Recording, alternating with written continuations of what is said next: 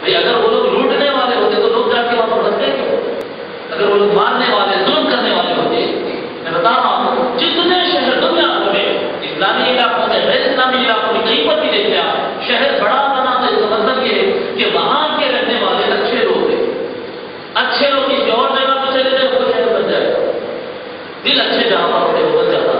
اور مدینہ منورہ اور مکہ مکرمہ کا معاملہ ہو کہ آپ صلی اللہ علیہ وسلم اب یہ بولنا چاہ رہا تھا کہ نہیں مدینہ منورہ یا مکہ مکرمہ لوگ جا کر آتے بولتے وہاں پر ایسی تکلیف تھی، ارے وہاں تو بڑا تکلیف دیتی، ارے وہاں کے لوگ تو بڑے خراب ہے، ارے کیا سب نکال ہے، وہ وہاں کے لوگ نہیں ہوتے جو آپ کو حج کے موقع پر گودام ملتے ہیں، جی ڈرائیور ملتے ہیں، آپ کے ساتھ کاروبار کرنے والے لوگ ملتے ہیں، دکاندار بھی ملتے ہیں، وہ مدینہ اور مکہ کے لوگ نہیں ہوتے، اس میں 10% بھی نہیں ہوتے ان کے مدینہ کے لوگ، وہ تو ادھر سے آ گئے، ریاض سے آ گئے، دمام سے آ گئے، طائف سے آ گئے، جدہ سے آ گئے، یہاں سے آ گئے، وہاں سے آ گئے، ادھر ادھر کے لوگ آ جاتے ہیں، بزنس ہوگا، بڑے بزنس کے لیے جمع ہو جاتے ہیں وہ لوگ، تو وہ جتنی توڑی کر سکتے ہیں توڑ لیتے، جتنی بے مرمتی کر سکتے ہیں کر لیتے، ورنہ اہل مدینہ اور اہل مکہ کے اللہ چاہتا ہے کہ کیا سی بات ہے، کیا سی بات ہے، کچھ چھوٹے موٹے جھلکے ہم بھی دیکھتے بچپن میں، ہم جب جا کر مدینے میں رہے تھے ہم بھی دیکھتے کچھ جھلکے، اور جو لوگ وہاں پر رہتے ہیں ان سے پوچھیا اہل مدینہ کس کو کہتے ہیں،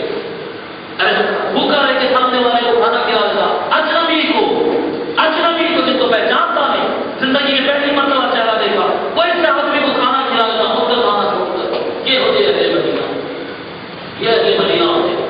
اور آقا صلی اللہ علیہ وسلم سرزمین مدینہ پہ جو آدمی بستا ہے اس کے بارے میں فرمایا وَلَا يُرِيدُ أَحَدٌ أَهْلَ الْمَدِينَةِ بِسُوءٍ، جو کوئی آدمی مدینے والوں سے متعلق کوئی بد نیتی کرتا ہے، ان کو تکلیف پہنچانے کا ارادہ کرتا ہے، إِلَّا أَذَاقَهُ اللَّهُ فِي النَّارِ يَوْمَ الرُّحَىٰ، اللہ تبارک و تعالیٰ دوزخ میں اس کو جس طرح آگ میں سیخا پگھلایا جاتا ہے، اللہ تبارک و تعالیٰ دوزخ میں ویسے انسان کو جلا دے گا، ویسا پگھلا دے گا، اور لوگ الملک فی الماء، یا پھر نمک کو جس طرح سے پانی میں جلا دیا جاتا ہے، ملا دیا جاتا ہے، اللہ تبارک و تعالیٰ دوزخ میں اس طرح سے لوگوں کو جلا دے گا جو مدینے والوں سے متعلق ہوئی نہیں کرتے۔ سرزمین مدینہ پہ رہنا بھی ایک عزت ہے، جو سرزمین مدینہ پر رہنے والوں کے خلاف ارادہ کرتا ہے، پروگرام بناتا ہے، ان کو تکلیف پہنچانا چاہتا ہے، اللہ تبارک و تعالیٰ اس کو پگھلا دیتا ہے۔ حضرت ابو ہریرہ رضی اللہ عنہ روایت فرماتے ہیں قال رسول اللہ صلی اللہ علیہ وسلم کہ حضور صلی اللہ علیہ وسلم نے ارشاد فرمایا علی انقاب المدینہ ملائکۃ،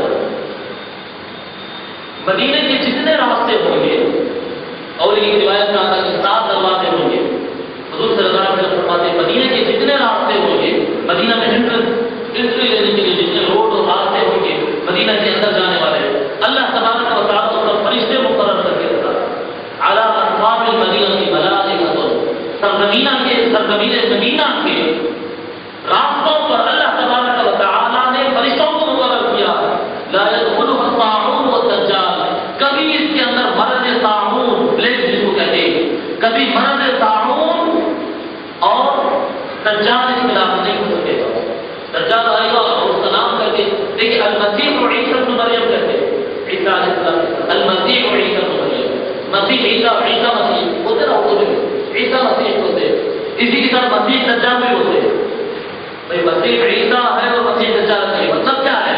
آخر مسیح کا مطلب کیا ہے؟ مسیح کا لفظ سیاحت سے کثرت سے گھومنے والے، حضرت عیسیٰ علیہ السلام ایک جگہ نہیں ٹھہرتے تھے، وہ پھرتے رہتے تھے، کبھی یہ گاؤں کبھی وہ علاقہ کبھی وہ علاقہ، وہ جا کر نئے نئے علاقے میں اللہ کی طرف لوگوں کو بلاتے تھے، تو ان کو کیونکہ وہ لوگ پھرتے تھے زیادہ، ادھر ادھر جاتے تھے سیاحت سے، مختلف نئے نئے مقامات کو پہنچتے تھے، اس لیے ان کو مسیح عیسیٰ کہا گیا، اور دجال کو مسیح اسی لیے کہا جائے گا کیونکہ وہ ساری زمین گھوم کر بھٹکائے گا، پوری زمین گھومے گا، اور کوئی شہر کوئی علاقہ کوئی ملک زمین کا کوئی کونا دجال سے نہیں بچے گا سوائے مدینہ کے، لا يذكر الطاعون ولا الدجال، اور ایک روایت میں آتا کہ مکہ اور مدینہ میں دجال نہیں داخل ہوگا، اور ایک روایت میں کہ مکہ اور مدینہ میں دجال داخل نہیں ہوگا، مرض پلیگ طاعون داخل نہیں ہوگا اور دجال داخل نہیں ہوگا، فرشتے ہوں گے اس سیکورٹی کے لیے اور حفاظت کے لیے، اور ایک روایت میں آتا کہ ہر راستے پر 2 فرشتے ہوں گے حفاظت کے لیے۔ حضرت عبداللہ بن عمر رضی اللہ عنہ روایت فرماتے ہیں کہ میں حضور صلی اللہ علیہ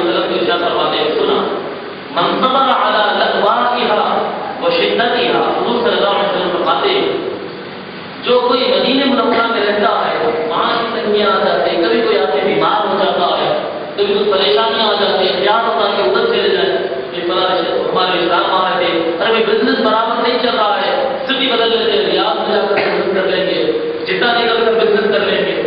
اس طرح سے لوگ سوچتے کاروباری نقطۂ نظر سے، صحت کے نقطۂ نظر سے، اور کیا کیا ہوگا، کوئی آدمی پریشانی میں آ جائے تو ایریا بدلنے کا سوچتا ہے. حضور صلی اللہ علیہ وسلم فرماتے جو مدینہ منورہ کی سختیاں اور مشکلات کو برداشت کرتا ہے، اس پر صبر کرتا ہے، لیکن مدینہ نہیں چھوڑتا، مدینہ نہیں چھوڑتا. مدینہ میں پریشانیاں آ گئی، مدینہ میں رہتا تھا، کاروبار بیٹھ گیا، صحتیں خراب ہو گئی، اتفاق سے آپس میں دشمنیاں ہو گئی، لوگ مخالف ہو گئے، اس کے باوجود سرزمین مدینہ چھوڑنا نہیں چاہتا، نہیں چھوڑتا. چلے جائے تو زندگی بڑی سکون کی ہو جائے، لیکن مدینے سے دور نہیں ہونا چاہتا ہے، آقا کے شہر کو چھوڑنا نہیں چاہتا ہے، ساری مشکلات کو برداشت کر لیتا ہے، جاتا نہیں.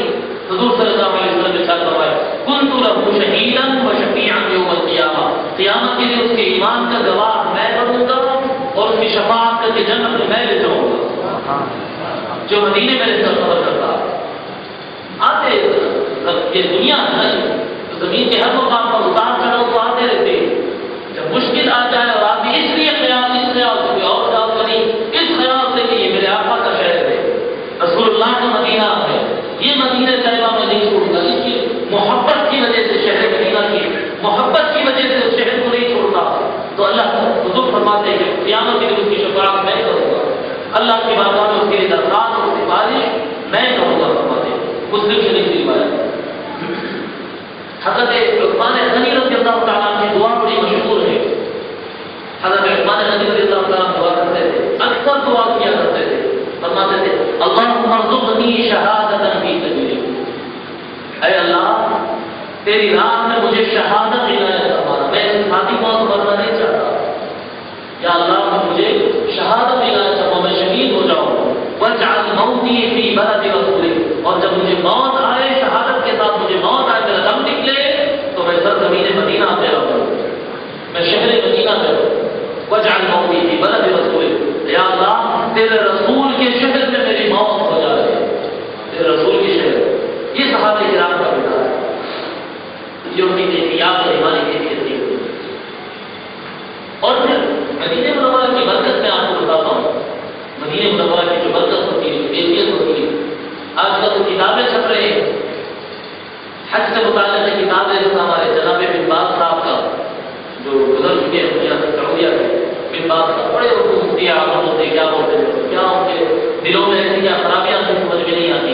بیان ہونا مکہ مکرمہ حج کے اوپر کتاب ہے، چھوٹا سا کتاب کا اردو زبان میں حجاج کے درمیان تقسیم کیا گیا، اس کتاب کا لکھا ہوا ہے مکہ مکرمہ کی فلاں فضیلت ہے، فلاں فضیلت ہے، حج کو آنا ہے، طواف کرنا ہے، وہ کرنا ہے، یہ کرنا ہے، سارے فضیلت فضیلت فضیلت فضیلت ہو گیا. آخر میں 2 صفحے صرف مدینے کے بارے میں، 40-50 صفحے مکے کے بارے میں، چلو ٹھیک ہے، حج میں لکھ رہے تھے، زیادہ اس معاملے میں لکھ لیا، وہ کوئی اطلاع بھی نہیں ہے. 2 صفحے مدینے پر لکھے، 2 صفحے جو لکھے ہیں، 2 صفحے مطلب وہ چھوٹی کتاب تھی، آپ نے پکڑے پاکٹ سے جیب میں رکھنے والی کتاب، وہ کتاب میں 2 صفحے لکھے، اس میں مضمون شروع ہو رہا مدینہ منورہ کا بیان. سب سے پہلے اس نے پہلا لفظ لکھا، پہلا لفظ اسٹارٹ کر رہے ہیں، حج کے موقع پر مدینہ منورہ جانا ضروری نہیں ہے. انا للہ و انا الیہ راجعون. آپ فضائل مدینہ بیان کرنے کے لیے سب سے پہلے نہیں ہے. کوئی اگر کسی کی تعریف کرنے کے لیے پھیلایا اور بولا کہ میں فلاں جناب ہمارے بچے کی تعریف کی تعریف کرو، اب بہت تعریف کرنا ہے، بچے کی تعریف کرنا ہے، بہت اچھا بچہ ہے، چلیے ان کی تعریف کریے، یہ بچہ حافظ نہیں ہے، اور یہ بچہ ڈگری یافتہ نہیں ہے، کیا کہتے ہیں اس کو PhD نہیں کیا، اور یہ بچہ کیا کہتے ہیں ہندوستان کا پرائم منسٹر نہیں ہے، اور یہ نہیں ہے، اور یہ نہیں ہے، اور یہ نہیں ہے. یہ بتایا گیا انہوں نے کیا ہے اس کے اندر، بہت سمجھ میں نہیں آتا کیا بہت ہے. ارے مدینہ، ارے احادیث کے چیپٹر سے بخاری اٹھاؤ، مناقب فضائل مدینہ کا چیپٹر ہے، امام بخاری نے لکھا ہے. مسلم اٹھاؤ، اس میں چیپٹر ملتا ہے فضائل مدینہ. ترمذی، نسائی، ابو داؤد، ابن ماجہ، طبرانی، بیہقی، جو کتاب اٹھاتے اٹھاؤ حدیث کے، ہر امام حدیث نے فضائل مدینہ میں احادیث کے ہاتھ لگا دیا. کوئی کتاب حدیث نہیں سنتی، کوئی حدیث نہیں ملی، کوئی بیان نہیں ملا، کوئی فضیلت نہیں ملی. جب شروع کیے تو پہلا لفظ یہ کہ حج کے موقع پر مدینہ شریف جانا ضروری نہیں ہے. انا للہ و انا الیہ راجعون. کیسے مسلمان، ارے کوئی تیرے نبی جس کا تو کرنا پڑتا ہے، وہ نبی بھی اگر کوئی شہر کو آنا چاہتا ہے تو اس کو بلاتا ہے یا ضروری نہیں کہ کہتا ہے.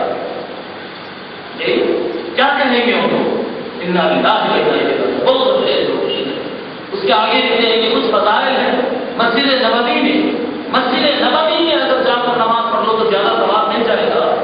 مدینے حضور کی زیارت کے ارادے سے مدینہ جانا حرام ہے. زیارت کا یہ تمام احادیث جو ہے نا کہ حضور جو میری زیارت زندگی میں کرے گا وہ زیارت جو میرے وفات کے بعد میری زیارت کرے گا اس کا درجہ ایسے ہی ہے جیسے میری زندگی میں زیارت کیا. جو میری زیارت کرے گا اس کے لیے میں قیامت کی شفاعت کروں گا. بندار قبری وجبت کا شفاعت کی. اور کیا کہتے ہیں جو مجھے میری زیارت کے لیے نہیں آیا وہ میں سے بے وفائی کیا وہ آنا چاہیے تھا. اس طرح کی تمام روایتیں ایک جملہ میں لکھ دیتے ہیں بات تھا ایک جملہ کے اندر. اس طرح کی تمام روایتوں کو امام دارقطنی نے ضعیف قرار دیا ہے. اس طرح کی تمام روایتوں کو امام دارقطنی نے ضعیف قرار دیا ہے. امام ذہبی نے کیا کہا اس کے بارے میں؟ امام دارقطنی کا تو کبھی آپ حوالہ دیتے ہی نہیں کہیں پر کہ یہاں پر کیوں ضرورت پڑ گئی اس کے بارے میں؟ ہمیشہ حوالہ دیتے امام ذہبی کا, امام جلال الدین سیوطی کا, ابن حجر عسقلانی کا, علامہ بدر الدین عینی کا, تمام لوگوں کا حوالہ دیتے, ابن تیمیہ کا حوالہ دیتے. ان احادیث کے بارے میں ان کے تبصرے کیوں نہیں لکھتے؟ انہوں نے کیا کہا ہے احادیث کے بارے میں؟ سینکڑوں ائمہ نے ان کی صحت پر, ان کے حسن ہونے پر, ان کے فضائل پر بیان کیا ہے. وہ سینکڑوں ائمہ کے بیان چھپا دے کر وہ ایک امام کا قول جو سارے ائمہ کے خلاف جاتا ہے اس کو نکال کے سامنے لا کر رہ لیتے.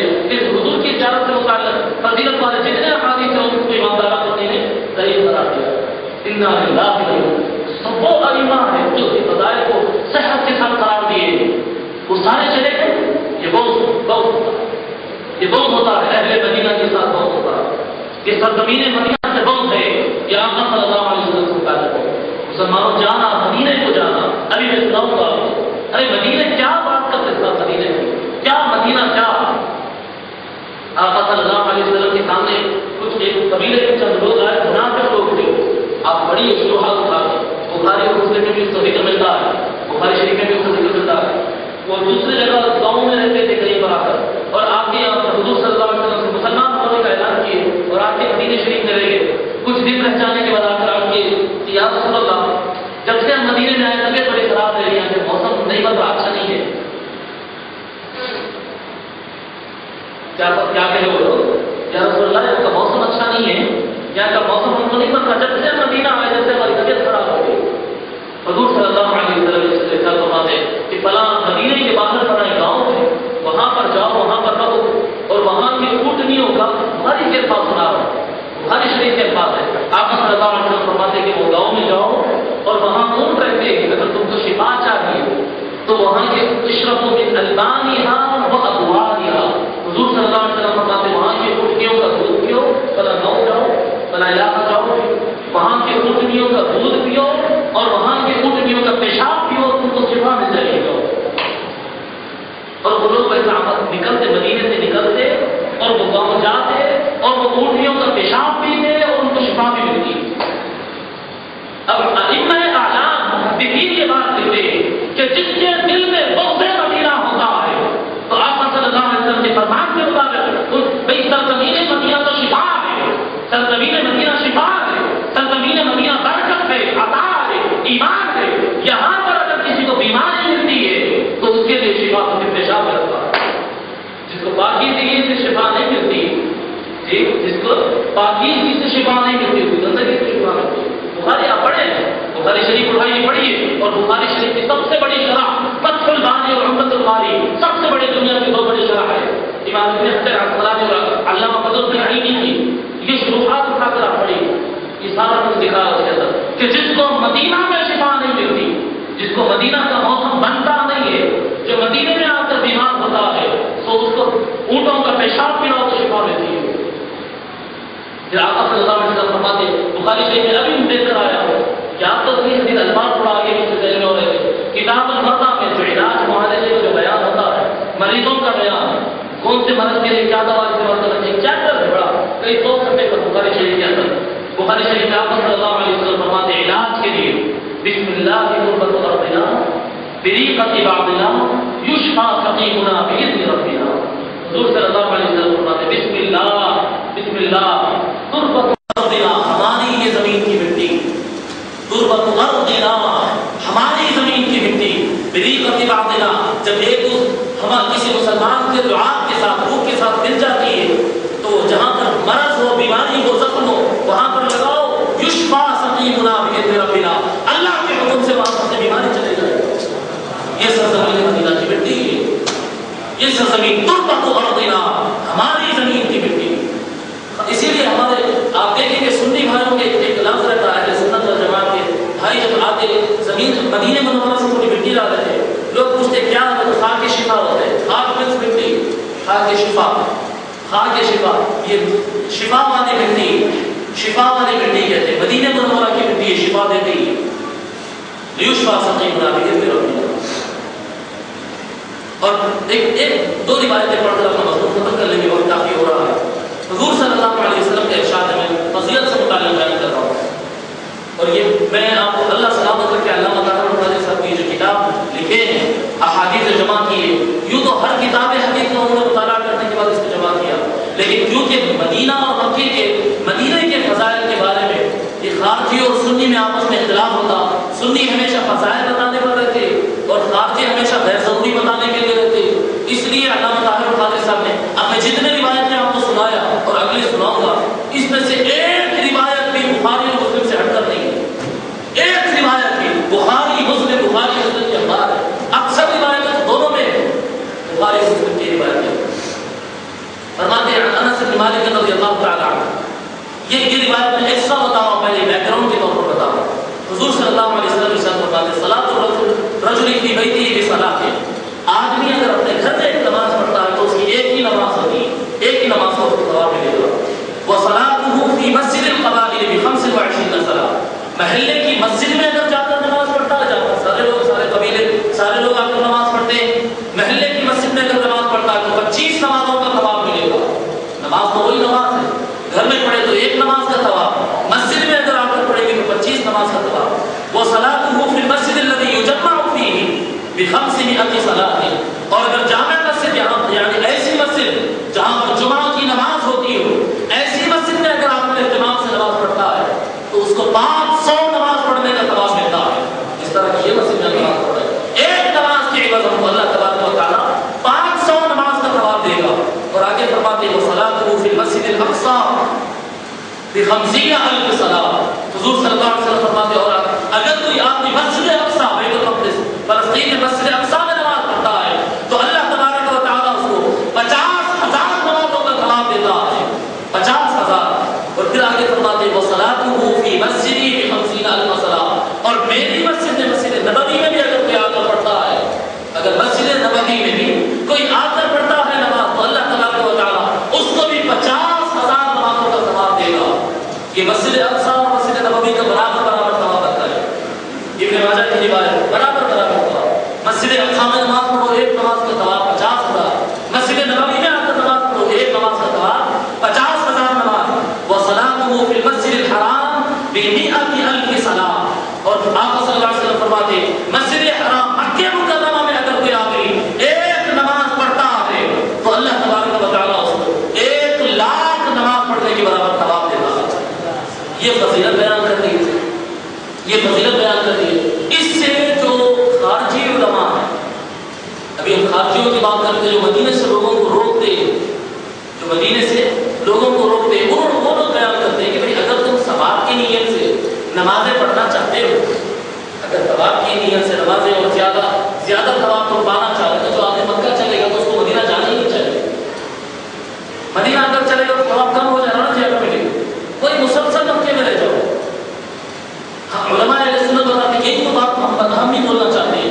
اگر تم ثواب کی نیت سے جا رہے ہیں تو پھر نہیں ثواب کی نیت سے نہیں مدینہ جاؤ تو حضور کی نیت سے جاؤ. مدینہ اگر جا رہے ہیں تو مسجد میں نماز پڑھنے کی نیت سے اگر جا رہے تو ٹھیک ہے.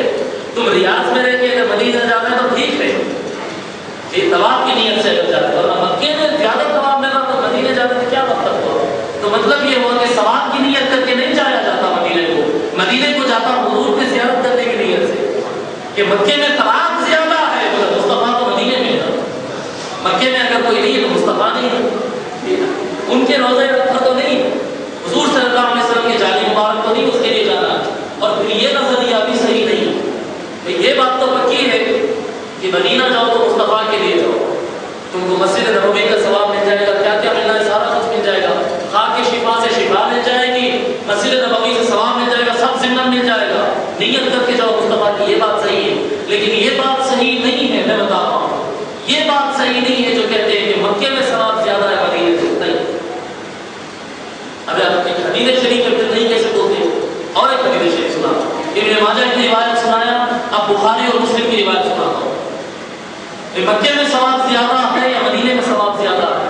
کدھر برکتیں زیادہ ہے، کدھر انوار زیادہ ہے، کدھر اللہ کی رحمتیں زیادہ ہے؟ یہ آقا صلی اللہ علیہ وسلم کا فرمان ابتدائی زمانہ میں حج کے احکام بیان کرنے وقت کی بات ہے، لیکن وصال سے قبل آقا صلی اللہ علیہ وسلم نے ایک دعا کی اللہ تبارک و تعالیٰ سے، اور سارے مسلمانوں کا یہ ایمان ہے کہ اللہ تبارک و تعالیٰ کبھی بھی کسی نبی کی دعا کو رد نہیں کرتا ہوں۔ یہ سید الانبیاء، ارے جن کی انگلی اٹھ جائے تو سورج پلٹ جائے، چاند ٹکڑے ہو جائے، وہ مصطفیٰ کی دعا ہے۔ بخاری اور مسلم دونوں میں ہے، اور بھی ہے، بخاری میں ہے، مسلم میں ہے، منذری میں ہے، اور بہت سارے ترغیب و ترہیب میں اور بہت ساری کتابوں میں فرماتے ہیں حضور صلی اللہ علیہ وسلم، انس بن مالک رضی اللہ تعالیٰ عنہ ہے، عن نبی صلی اللہ علیہ وسلم قال، کہ حضور صلی اللہ علیہ وسلم نے ارشاد فرمایا، دعا کیا حضور صلی اللہ علیہ وسلم نے، اللہم اجعل بالمدینہ ضعفی ما جعلت بمکہ من البرکہ۔ حضور صلی اللہ علیہ وسلم فرماتے ہیں، یا اللہ مدینہ میں اتنی برکت ڈال دے کہ مکہ میں جو جتنی تو برکت کیا تھا اس کی 2 گنا ڈبل برکت مدینہ میں ڈال دے۔ اب کوئی اگر کسی کو مکے میں ثواب ملتا ہے تو اتنے ہی عمل پر مدینہ میں ڈبل ثواب ملتا ہے، مکے میں کسی کو شفا ملتی ہے تو دگنی شفا مدینہ میں ہے، کسی کو اگر روحانیت ملتی ہے تو دگنی روحانیت مدینہ میں ہے، جتنے خیر والے معاملات ہوتے شرف مدینہ اس میں سبب اضافہ ہو گیا۔ اب آپ بولیں گے ایسا کیوں ہوا، ایسا کیوں ہوا؟ وہ تو کعبۃ اللہ ہے، قبلہ ہے، وہ تو سجدگاہ ہے۔ میں آپ سے پوچھتا ہوں بھئی اس کی حرمت، سرزمین کی حرمت تو حضور نے خود فرمایا کہ ابراہیم علیہ السلام نے اس کو محترم اور معظم بنایا، اور مدینہ کو محترم اور معظم تو مصطفیٰ نے بنایا۔ درجہ کس کا بڑا ہے؟ کوئی شک ہے درجے میں کہ ابراہیم علیہ، کوئی کہہ سکتا کہ ابراہیم علیہ السلام کا درجہ بڑا ہے؟ کسی لحاظ سے بھی نہیں ہو سکتا۔ حضور صلی اللہ علیہ وسلم کا درجہ بڑا، اس میں کوئی شک نہیں۔ پھر اور آگے بتاتا ہوں، آپ کہتے ہیں کہ ہم وہاں پر رخ کر کے سجدہ کرتے ہیں، مدینہ میں بھی اگر کوئی رہتا ہے تو اس کو سجدہ کعبۃ اللہ کی طرف کرنا پڑتا ہے، تو یہ کیا کعبۃ اللہ کی وجہ سے ایسا ہوا؟ ابراہیم علیہ السلام کی وجہ سے ایسا ہوا؟ نہیں، فَلَنُوَلِّيَنَّكَ قِبْلَةً تَرْضَاهَا، اللہ نے فرمایا محبوب آپ نے چاہا ادھر سجدہ کرنا، اس لیے ہم نے اس کو کعبہ کو قبلہ بنایا۔ مصطفیٰ کی مرضی کعبۃ اللہ کو قبلہ بنانے کی طرف پلٹ گئی تو سمجھ جاؤ مکہ کا مقام قبلہ بن گیا، ساری دنیا کو ادھر ہی سجدہ کرنا ہے۔ اور برکت تو مصطفیٰ نے مدینہ میں زیادہ رکھنا چاہا۔ حضور نے دعا کیا، یا اللہ مکے میں جتنی برکت رکھا ہے مدینہ میں اس سے دگنی برکت رکھنا۔ اب کوئی شک ہو سکتا ہے، بخاری اور مسلم کی روایت ہے۔ اب یہ روایت تو پہلی روایت ابتدائی زمانے کی تھی، مقرر تو یہ تھا کہ مسجد نبوی میں ایک نماز 50,000 نماز اور مکے میں ایک نماز 1,00,000 نماز، مگر یہ دعا کے بعد مکہ مکرمہ میں ایک نماز 1,00,000 نماز، کوئی مدینہ پلٹ کر جائے اور مدینہ میں نماز پڑھے، مصطفیٰ کی مسجد میں نماز پڑھے تو پھر ایک نماز 2,00,000 نماز کا